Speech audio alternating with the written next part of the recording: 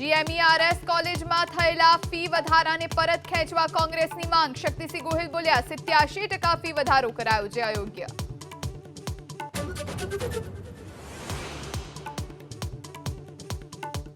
ખેડૂતોને પાક વીમાના વળતર મુદ્દે રાજ્ય સરકારનો રિપોર્ટ યોગ્ય ન હોવાનું હાઈકોર્ટનું અવલોકન. 2 સપ્તાહમાં નવેસરથી સોગંદનામા પર વિગતો મૂકવા આદેશ. 26 જુલાઈએ વધુ સુનાવણી.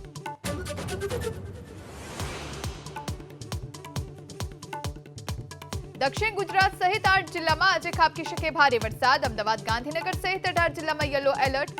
જૂનાગઢ અને કચ્છમાં ધોધમાર વરસાદ.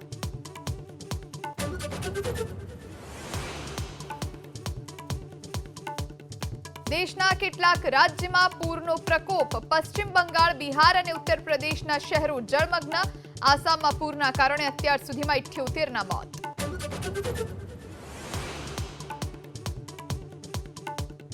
ગીર સોમનાથના પ્રભાસ પાટણમાં દીપડાની લટારથી સ્થાનિકોમાં ફફડાટ. દીપડાને પાંજરે પૂરવા વન વિભાગ સમક્ષ સ્થાનિકોની માંગ.